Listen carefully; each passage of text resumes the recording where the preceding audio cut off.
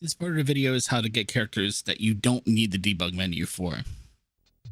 Again, I really hope I'm not being pedantic or coming off as sarcastic, but we were asked to provide a video for any part of an incentive that's not part of the main run. So this is showing the 30-second process, if you goof it up, of how to get Bubble Monkey in the party. He's literally on your way as part of the speedrun anyway. So it really doesn't take long to get him at all. If you'd like to add Picky or the dog to the party, if they're the ones who win the incentive, you get them the same way. Getting Picky's just a little bit longer, but getting the dog's on the way to getting Picky. So he's going to show that as well. I don't know if I timed out anything other than Bubble Monkey, but I'm just going to let it play out and fast forward. It should also show you how to go and get the Flying Man, which again, getting the Flying Man is part of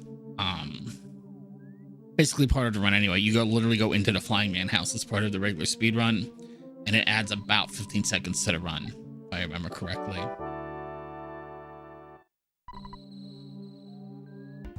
I forgot to record, so I left the timer on the screen and just grabbed a second Flying Man. But that's how long it takes, is the 11 seconds.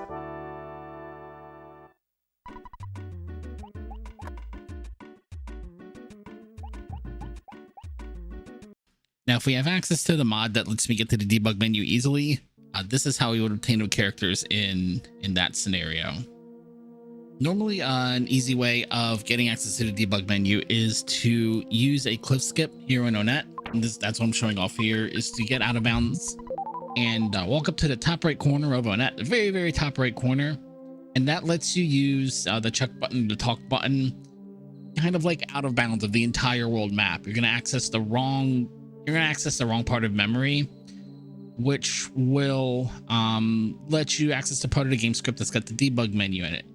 And you can see it's a little bit tricky. It might take me more than one try, and that's okay. It doesn't take that long. And it's a fun skip to show off, because this glitch gets entirely cut out of the run as I run it for Poke%. And showing off the debug menu this way would be a lot of fun doing it completely vanilla. The problem is that it requires 2 controllers and a frame perfect input on either the 11th or the 13th frame between 2 different inputs. It has to be frame perfect. It's just not viable for a live run. I can show off how to do it and have whoever's on my couch play along a little bit with. I'm going to hand him a second controller. We're going to go through this very, very, very complicated process. We're going to do all these things to pull up the debug menu, but we're actually on a modded version of the game. Then after, I don't know, 15, maybe 30 seconds of just high drama, like, oh my, this is so complicated. We have so many things we have to do perfectly, and we're just not getting it for some reason. My friend on the couch is just very upset that this is not going well. Then we'll just use the item out of the inventory and pop up the debug menu like it's no big deal. And then at that point, if we think it's worthy, I could sit here and talk about the debug menu for a couple of minutes. It's maybe not the best thing to do on the timer, especially if you're doing a post-game incentive where I could show off the debug menu then, but there's definitely a lot to talk about with the debug menu. But here I'm just going to show how adding in Dungeon Man, who would be on the list. I don't show off Tony. I didn't think about it, but Tony's also on this list. I think I show off Dungeon Man and Bubble Monkey here. I'm added in by the debug menu. And then from this point, we will just teleport out and continue the run.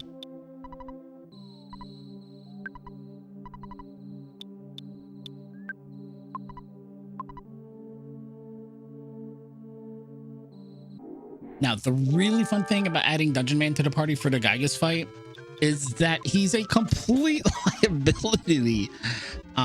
If you deal damage to Gygas from any source in phase 1 of the Gygas fight, it will get reflected back to a random party member. I have no control over Dungeon Man. He can deal some pretty nice damage if he hits Pokey. If he hits Gygas, like he's about to do, he's going to knock out a party member more likely than not. So on top of being down 1 party member, having a second party member that's level 1, having a third party member who cannot heal through food, for the most part, not through any food that I have on me.